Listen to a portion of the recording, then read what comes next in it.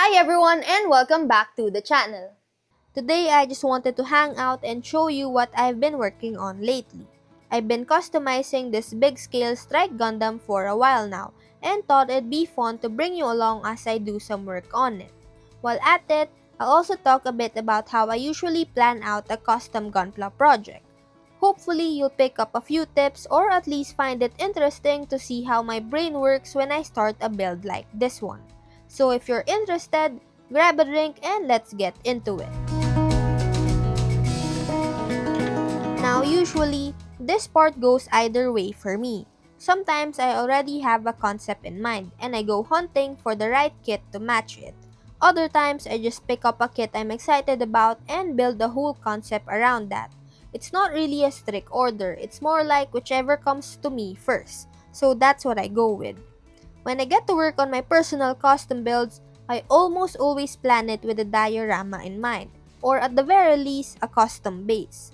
One of the biggest reasons I love doing dioramas is because I really enjoy storytelling.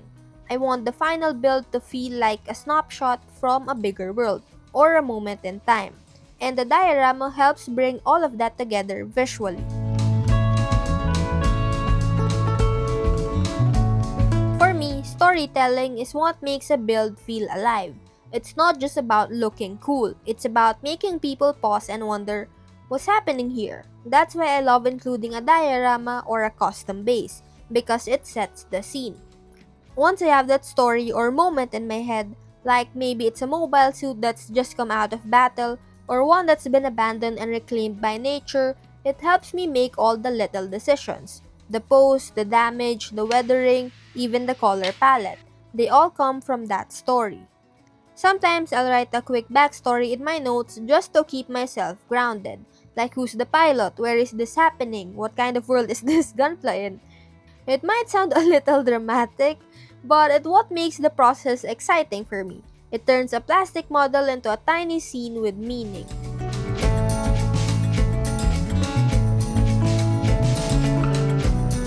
Now this is the part where things get a little chaotic. Customizing. This includes panel line scribing, adding flap plates, kit bashing, maybe even some scratch building, or adjusting limb proportions if I feel like it needs it. It's a very non-linear process, especially with kit bashing. There's a lot of trial and error, so I'll test out a part, hate it, swap it out, try something else, and go through that loop like 5 times. It can get messy, but that's also where the magic happens. The main thing that helps keep me from spiraling is having a silhouette or image goal in mind. Like, I don't always know every detail at the start, but I usually know the general shape I want it to have. And hopefully by the end of the build, it ends up looking close to that vision.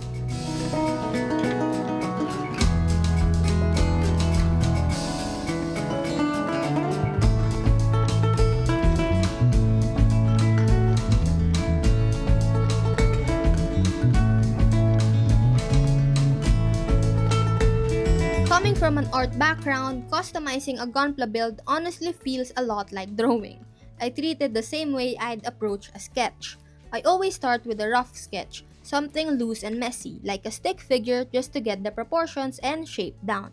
In Gunpla terms, that means blocking out the silhouette. I think, do I want longer legs, a bulkier chest, a bigger backpack? So I start with those big structural mods first. Then, just like in drawing, I go back and refine. In art, that's when you take your 2B pencil and start committing to the details. For me, that's when I start thinking, okay, maybe it needs an extra weapon here or a different shape for the skirt armor or a unique backpack extension. And finally, there's the inking or coloring phase, finalizing everything. In Gunpla, that's where panel line scribing comes in. That's when I make everything cohesive, pull it all together with small details that give the build personality and polish. If you're familiar with my past works or you've seen some of my older videos, you might have noticed that I do enjoy customizing my kits. But I've always leaned more towards the subtle side.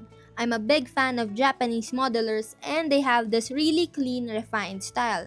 It's usually just a slightly enhanced version of the original kit, like a longer V-fin, an extra notch on the shoulder, or a small proportion adjustment, something that a non-Gunpla fan might not even notice at first glance.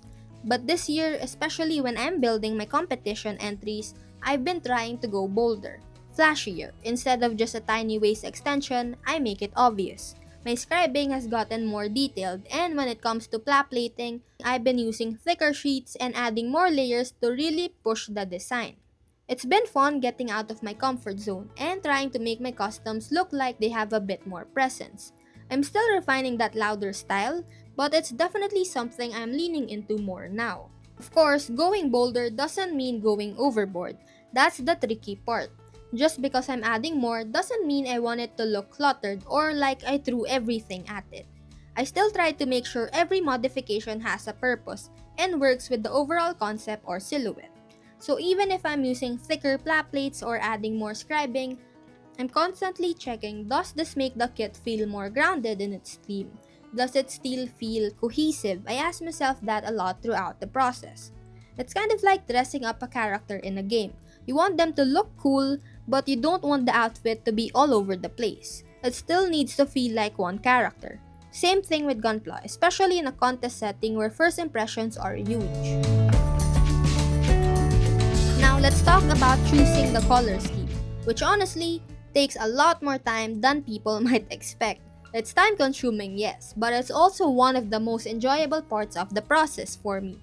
My dad's a miniature painter and my sister's a fine artist. So naturally, we have a lot of paint lying around. And because we all love playing around with color, picking a color scheme is never just a quick decision. It becomes a whole discussion. Sometimes I like sticking to the original colors of the kit or doing something more grounded like a military-inspired palette or going all red, all blue, stuff like that. But I also love experimenting. Galaxy-themed paint jobs, bold modulation, extreme shading. There's just so much you can do to bring a build to life with color. And with all those options, yeah, you can imagine how chaotic it gets when you've got three artists trying to agree on what shade of blue is space-worthy. But for this particular build, I'm actually doing things a little differently. Instead of experimenting with some wild color scheme, I'm thinking of sticking close to the original colors of the kit. This time, my focus is all about clean painting. Like really clean. I've been super inspired by builders like AF Hero whose paint jobs are just insanely smooth and crisp. It almost looks like the plastic was manufactured in those colors. That level of finish is something I really admire. Painting is one area I know I can still improve a lot in. So for this build, my personal challenge is to push myself in that direction. Less about how many colors I use and more about how clean and controlled everything looks. Getting that buttery smooth surface and perfect finish, that's my goal. Anyway, that's where I'm at right now with this build. Still a lot to do, but it's slowly coming together. Custom builds can take a while, but that's part of the fun, seeing it evolve as you go. And yeah, that's pretty much how I go about planning a custom Gunpla build, from the concept to the mods to the colors. Every build is different, but having a loose structure like this really helps me stay grounded even when the process gets chaotic. I'll be sharing more of this project as it comes along, and maybe even some painting updates soon, especially since I'm aiming for that ultra clean finish this time. So yeah, thanks for hanging out while I work on this, and I hope it gave you some ideas or at least kept you company while you're building. Thanks for watching, and I'll see you soon in the next one. Bye!